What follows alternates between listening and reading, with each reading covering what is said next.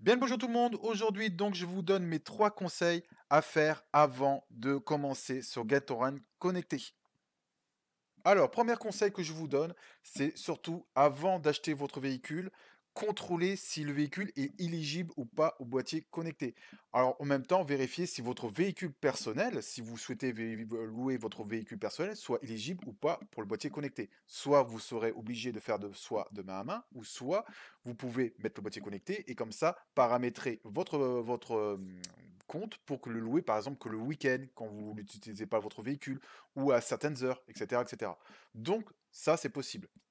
Alors, pour vérifier ceci, il faut que vous allez sur donc, la page d'accueil, louer ma voiture en haut à droite, c'est affiché, donc vous cliquez dessus. Il faut savoir que vous avez aussi la possibilité de le faire avec l'application. Donc, sur l'application, vous verrez que quand vous téléchargez l'application, dans ma voiture, en haut à gauche, ou en haut à droite, pardon, il y a marqué, il y a un petit plus en bas à droite de l'écran, ou dans lequel vous cliquez dessus et vous avez exactement le même système qu'ici qu'il y a sur Internet. À partir de là, vous sélectionnez donc votre véhicule. Donc par exemple, là, on va mettre, Renault, hop. Si par exemple, vous avez une Renault, une 4 chevaux, on peut vérifier, hein, une 4 chevaux, donc qui est par exemple, de 2018, bon ça n'existe pas, hein, on va mettre, 2008. Vous verrez que là, il faut cliquer ici. Alors c'est tout petit, hein, je vous assure que c'est tout petit pour savoir si c'est éligible ou pas ma 4 chevaux, pour savoir si je peux la connecter ou pas. Là, vous voyez que vous avez un petit i ici, là. Vous cliquez dessus et là, vous voyez qu'il y a marqué comme quoi vous ne pouvez faire que de main à main. En gros, là, quand il y a marqué 15 jours, ça veut dire que vous pouvez faire de main à main. Si par exemple, vous prenez un autre véhicule qui est un peu plus récent, donc une Renault par exemple, moi je recherche actuellement une Scénic, voilà, tac. Vous prenez une Scénic par exemple, si elle est de 2010 2008, donc elle a plus de 10 ans, vous pourrez toujours pas la connecter, mais si par exemple elle est de 2011, tac, là vous voyez que vous pourrez connecter. Ici, c'est marqué pour 20 jours de location avec boîtier connecté. C'est comme ça que vous pourrez savoir, vous, si votre véhicule ou pas, il est éligible ou pas à la connexion Gatorade connectée. Et attention là-dessus, il y a une règle à savoir. Il faut que le véhicule a bien sûr moins de 10 ans, moins de 150 000 km pour pouvoir le connecter. Ici, il faut savoir aussi que si par exemple, là, je vous connecte ce véhicule-là, vous allez me dire, oui, mais si j'achète un véhicule qui est de 2011, je vais pouvoir la louer qu'une année, vu qu'après elle aura 11 ans. Non, quand vous connectez votre véhicule, si elle a moins de 10 ans, par exemple là actuellement nous sommes en 2021, là, le véhicule est de 2011, il faut savoir que vous pouvez garder la connexion Gatorade connectée pendant 5 ans de plus. Ça veut dire que jusqu'à 15 ans, en gros, le véhicule, je peux la garder connectée. Au-delà de 15 ans, vous êtes obligé dans l'obligation d'appeler Gatorant pour leur dire je veuillez désinstaller mon boîtier connecté.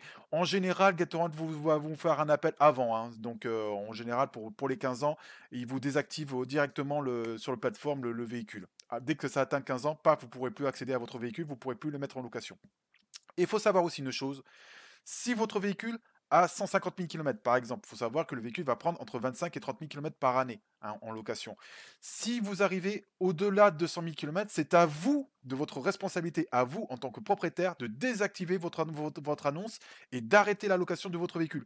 Si vous faites de la location au-delà de 200 000 km, c'est à votre responsabilité. Il faut savoir que si le client ou le locataire, pardon, a un accident, c'est pour votre pomme. Vous ne serez pas assuré. Si Gatorade mène une enquête et qu'ils s'aperçoivent que vous avez loué un véhicule qui est au-delà des 200 000 km, donc au-delà du règlement de Gatorade, c'est à votre responsabilité. S'il y a un accident ou un mort ou quoi que ce soit, c'est vous qui allez payer derrière. Donc les tribunaux, les oranges aussi pour la prison, parce que vous risquez peut-être d'avoir de la prison. Alors je sais très bien qu'il y a des propriétaires qui trichent là-dessus, mais le jour leur arrive un désastre ou quoi que ce soit et qu'il y ait une enquête sur le véhicule et qu'on s'aperçoit que le véhicule a 300 000 au lieu de, par exemple, d'avoir 150 000 km, je peux vous dire que ça va leur coûter très cher. Voilà, donc ne trichez pas. Moi, je vous conseille de ne pas tricher sur les compteurs.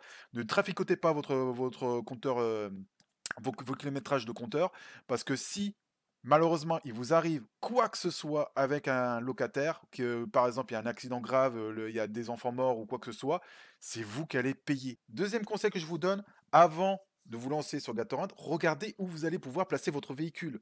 Exactement. Alors, il y a des endroits stratégiques. Moi, je vous montre par exemple pour Bordeaux, là où ce que je vis.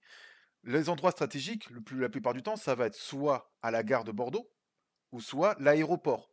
Vous voyez, là, vous aurez le plus de locataires qui vont vous louer. Ça, c'est sûr que ça, si vous mettez votre véhicule juste à côté de l'aéroport ou de la gare, vous avez quasiment 90 de chances que tous les week-ends, vos véhicules partent. Après, si vous n'êtes pas proche de la gare ou de l'aéroport, par exemple, si vous êtes au centre de Pessac ou de Mérignac, comme moi, eh ben, regardez les trafics ici. Vous voyez en bas à gauche, j'ai le trafic de transport en commun. Vous cliquez dessus et là, vous voyez que j'ai le tracé de la rame, par exemple, du tram qui passe pas loin de chez moi. Et ben, ce que je fais, c'est que j'essaye de trouver un endroit où le tram s'arrête et de trouver un parking où je pourrais garer mes véhicules. Voilà. Par exemple, il suffit que vous regardez l'endroit où je pourrais garer mon véhicule. Par exemple, s'il y a un parking ici ou un parking quelque part par là, proche d'un arrêt de tram, vous aurez plus de chances que le client vous réserve votre véhicule. Comme ça, il aura juste, par exemple, s'il est à tel endroit et qu'il voudrait prendre votre véhicule, il sait très bien qu'il prendra le tram, il s'arrêtera directement à là où il y a votre véhicule, il descendra et votre véhicule sera juste à côté. Vous voyez ce que je veux dire? Donc, c'est aussi avantageux. Pareil pour les arrêts de bus. Si vous avez la possibilité de voir les trajets d'arrêt de bus, si vous avez un arrêt de bus qui est, pas, qui est proche de là où est votre véhicule stationné, marquez-le dans le descriptif de votre véhicule. Je ferai bien sûr une vidéo là-dessus de comment faire des descriptifs bien détaillés pour vos locataires, pour qu'ils sachent exactement tous les renseignements, tout le nécessaire par rapport à votre véhicule, et que vous puissiez avoir plus de chances d'avoir des locations. Voilà. Et maintenant, on passe sur le dernier conseil que je vous donne, donc le troisième conseil qui est le plus important aussi pour moi, c'est la sécurité de vos locataires. Faites réviser votre véhicule avant de louer de votre véhicule. Alors, je vous conseille de prendre Noroto. Pourquoi? Parce qu'avec Noroto, vous avez la possibilité de faire une révision complète de votre véhicule, mais en plus, en fin de descriptif de votre véhicule, ici, vous pouvez avoir ceci, vérifié par Noroto. Ça, c'est une demande que vous pouvez demander à Gatorand par mail. Vous leur envoyez un mail avec la vérification complète de votre véhicule que vous joignez dans le mail, comme quoi votre véhicule il a été vérifié et contrôlé par Noroto. Ça permettra aussi à vos clients, quand ils vont vous louer, de voir que vous avez fait le nécessaire, comme quoi le véhicule a été sécurisé, qu'il a été vérifié, que voilà, que tout est aux normes pour la location. Faites le nécessaire. Moi, je vous conseille là-dessus, c'est surtout de changer. Moi, c'est ce que je fais à chaque fois de commencer à louer un véhicule, je change les batteries et les pneus si nécessaire. Les pneus, il faut savoir qu'il faut que si les pneus ils ont plus de 10 ans, il faut les changer. Vous avez, les pneus sont morts au-dessus de 10 ans, même s'ils sont neufs. Au-dessus de 10 ans, les pneus, normalement, en général, c'est entre 8 et 10 ans. On est censé les changer, les pneus. Donc, faites le nécessaire pour changer les pneus. La batterie, c'est entre 4 et 5 ans. Changez la batterie. Moi, quand j'achète un véhicule, je les change direct. Je ne cherche pas à comprendre, je change la batterie, c'est la première chose que je fais. Les essuie-glaces, pareil, regardez si les essuie-glaces sont pas morts, mais changez aussi les essuie-glaces. C'est quand même assez important au niveau de la sécurité. Bien sûr, vous saurez après que vous avez fait les vérifications avec Noroto, s'il y a des choses en plus à changer. Par exemple, s'il y a des ampoules ou quoi que ce soit, au moins vous saurez que s'il y a des choses à faire, faites-le. Ne louez pas des voitures que vous achetez à bas de gamme et vas-y, je mets un boîtier connecté et je mets en location. Pensez à la sécurité de vos locataires, c'est assez important. En plus, ce qui est bien, c'est qu'une fois que c'est affiché sur votre profil, vous pouvez mettre en plus dans le carnet de bord, comme je le fais moi dans mon véhicule, comme quoi vous prouvez à vos clients que vous avez fait le nécessaire. Cela permet en même temps à votre client de le rassurer, comme quoi votre véhicule est sain avant de pouvoir partir. Voilà, en tout cas, c'était les trois conseils que je vous donne. Avant de commencer sur Gatorant, réfléchissez bien là-dessus et faites au moins le nécessaire. Sur ce, j'espère que cette vidéo vous a plu et je vous dis à très bientôt pour une prochaine vidéo. Au revoir.